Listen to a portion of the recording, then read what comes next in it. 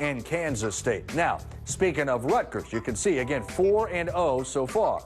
The only team with 3 road wins in the first 4 weeks of the season. They've got a big one coming up next week against Connecticut. How far can this football team go? It's certainly an interesting story as it develops.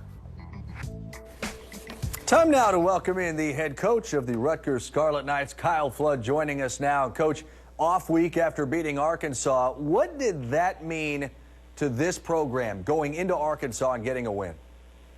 You know, for us as a program, it allowed us to get to 4-0. And I know, our fan base, and I think in the media they've made a big deal out of the conferences going head-to-head, but we don't really think in those terms very much at this time of year. I think we get to fall season, it's a little bit more at the forefront, the conference pride issues. But for us, it was our group of 18 to 22-year-olds versus their group of 18 to 22-year-olds. We felt like we had a good football team.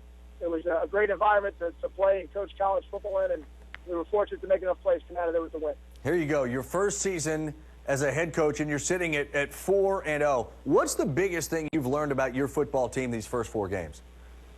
I felt going into the season that we had a mature football team, and certainly more of that maturity was probably on defense prior to the season.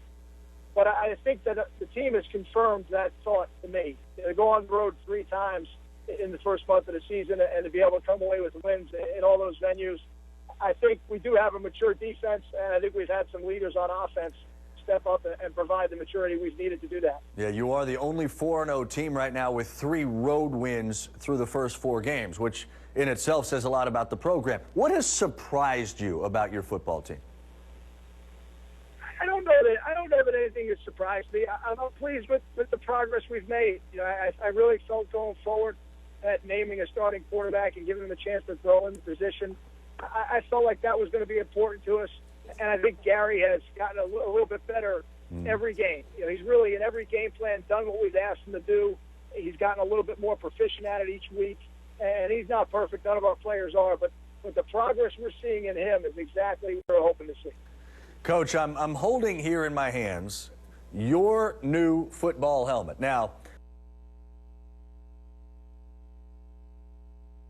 who works on the show with me, loves this thing. He talks about this thing. It's his favorite helmet that's ever gone. In fact, Oregon former head coach Mike Bellotti, coach, says that it's the best helmet in college football. That includes most of the Ducks ones. I mean, he loves this thing too. What do you make of the new football helmet? You like it? The first thing I would say is I absolutely agree with Coach Bellotti. And I think there's no doubt that he's certainly seen enough helmets in his day to know for sure. We do. We love it. We love it. And Nike does a great job, and they did an excellent job of researching the things about Rutgers football and the history of our mascot and coming to our campus. We couldn't be more pleased with the way the new uniforms came out, and we're excited that everybody else is excited about the helmet. And certainly after our team, the most important target audience are those recruits, and they seem to like it as well. Now, another kind of out-of-the-box question here.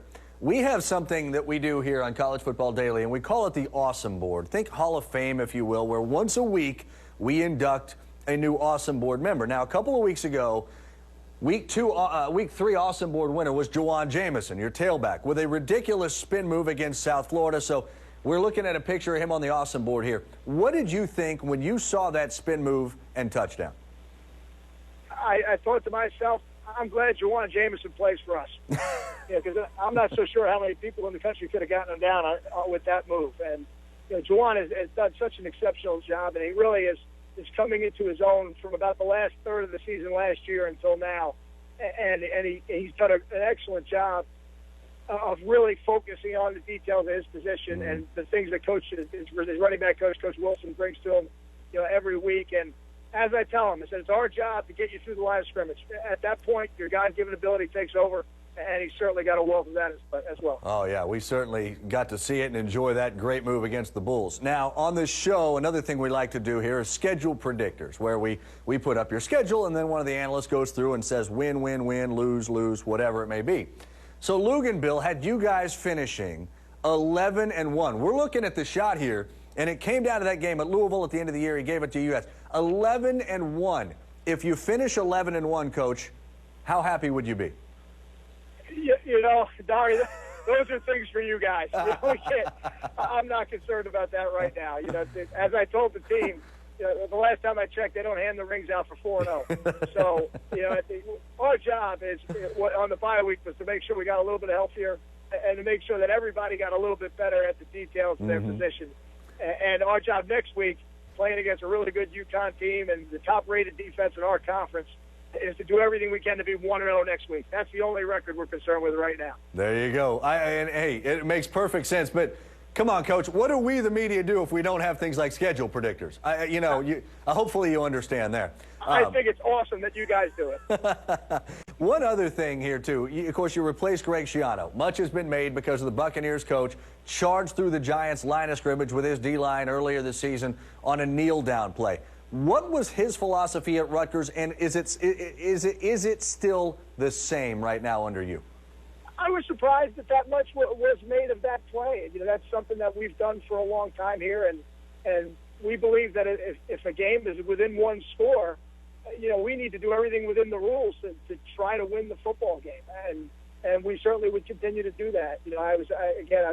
I didn't see the game, but I certainly saw the highlights and things like that, and what happened afterwards. But we did. I was just surprised only because we've done it here for a long time, and as I said, if it's a one-score game, we're going to do everything within our capabilities and within the rules to try to win that football game. Now, when it comes to winning games, you know what you're doing. Sitting at 4-0 right now. Enjoy the weekend without a game. Enjoy 4-0 for another one, and then you get a shot at UConn.